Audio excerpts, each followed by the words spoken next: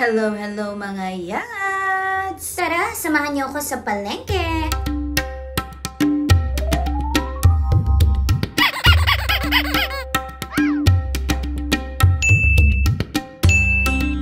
So, eto na nga, andito na tayo sa palengke today.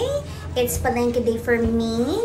So, limited lang ang ating budget mga yads. Kaya eto, tingin-tingin muna sa ating kapaligiran at na maisip natin kung ano yung mga dapat natin bilhin. Actually, nakapaglista na rin naman ako kung ano yung mga dapat kong bilhin. Pero aminin nyo, kapag nandito kayo at nakikita nyo yung mga colorful na mga gulay, mga fresh na mga meats at mga fishes, ay napapaiba o napapaiba yung diskarte nyo. Tapos, mapapansin mo na lang na lumilihis ka na sa mga dapat mong bilhin. Anyways, nakaka-happy pa rin, aminin nyo. At saka mapapamura ka talaga kapag sa palengke ka nagpunta. Tama! So, eto, nandito na ako sa aking suki at namimili na ako ng mga meats. A few moments later. Hi mga yads! Good morning! At eto, i-share ko sa inyo kung anong mga napamili ko sa palengke dahil namalengke ako today. Ngayon lang ako nagka-time. So, after kong naghatid ng bata sa school, dumiretso na rin ako. Because it's on my way na rin naman eh. So, malapit-lapit na rin dun sa school ng anak ko. So, eto, hinihingal pa ako. Medyo ang paghingal ko yung pagbubuhat kasi wala akong kasama, ako lang. So, yan, papakita ko na sa inyo. So, hope you like it! So, eto yung mga napamili ko. Yan. Kinonsolidate ko na lang sa mga plastic actually. Yan. And itong lahat ay 1,500 lang. Kasi nagdala ako ng 2,500 or 2,800 siguro yun.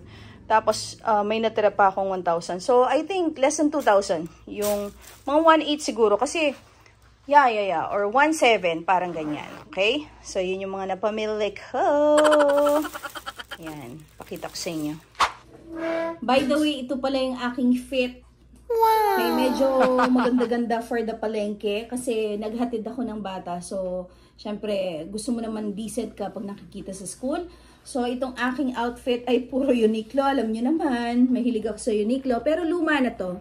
So, Uniqlo top, tapos Uniqlo skirt. Yan. Yan. Skirt yan.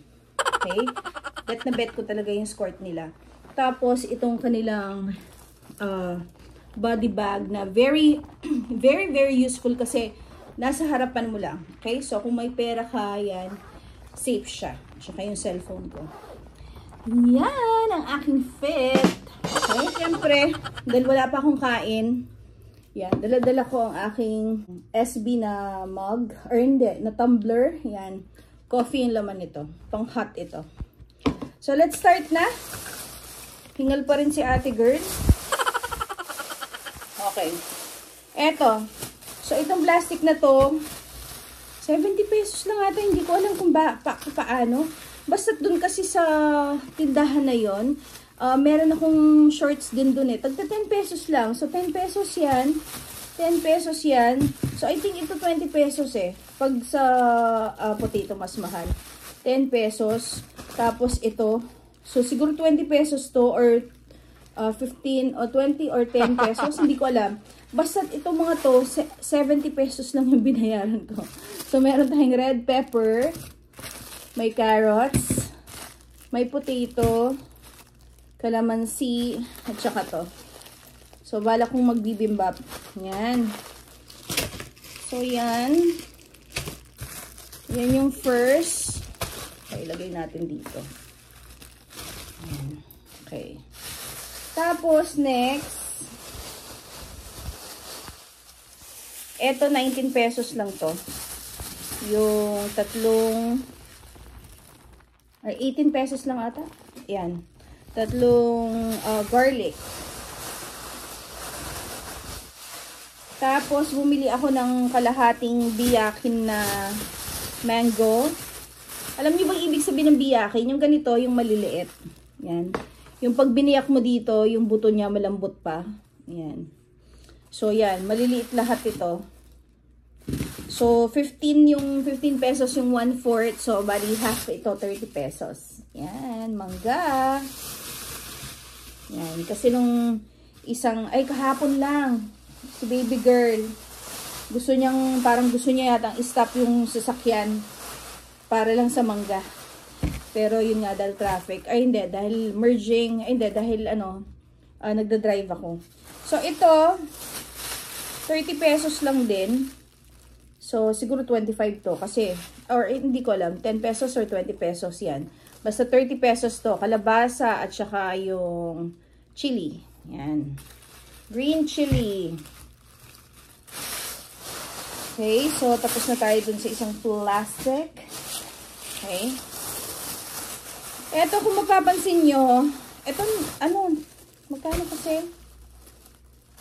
90 pesos lang ata. Oo, 90 pesos. Okay. Hindi mo nga 90 pesos eh. Oo, 90 pesos. Okay. So, meron pa tayong kalabasa dito. Kasi na-realize ko, dalawa pala yung dish ko na kakailanganin ko yung kalabasa. Bumili kasi ako ng shrimp. Namiss ko yung sitaw kalabasa. So, yan. Meron pa tayong isang kalabasa dito. Tapos, magtagta 10 pesos lang din nito.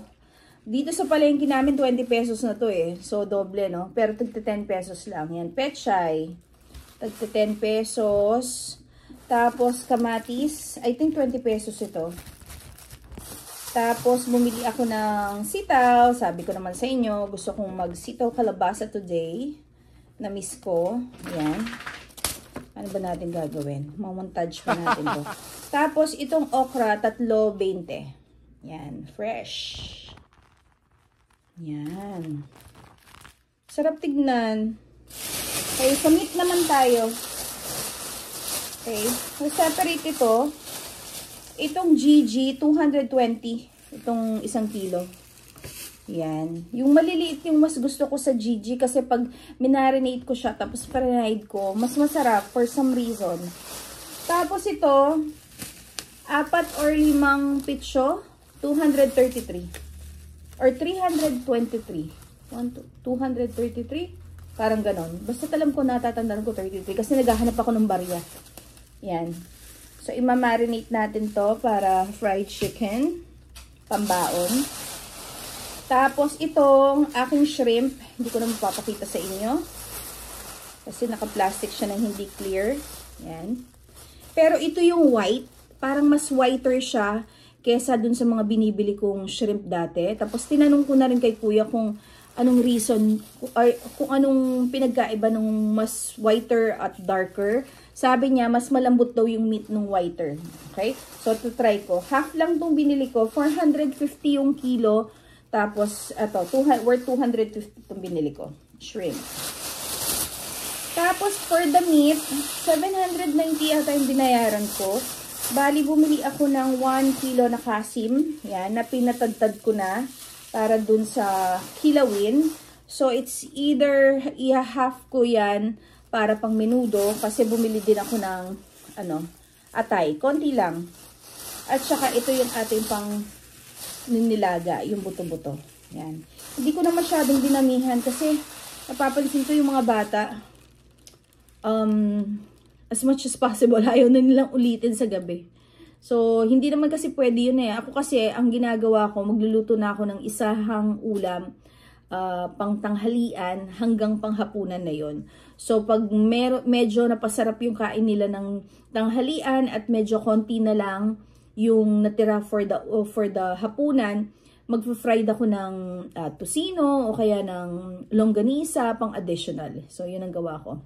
So, for all of this, itong lahat ng nakikita nyo, 1,700 lang to.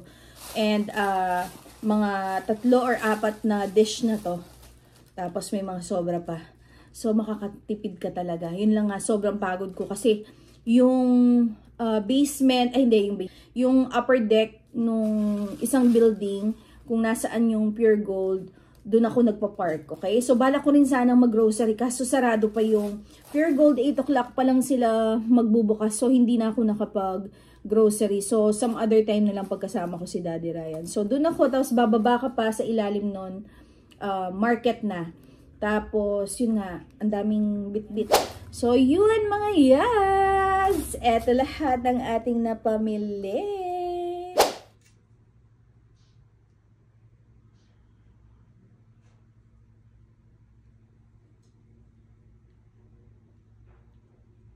Thank you so much for watching. I hope you like this video. And if you do, kindly give this a thumbs up. Like, share, comment, and subscribe. Mama G Diary for more Palengke series.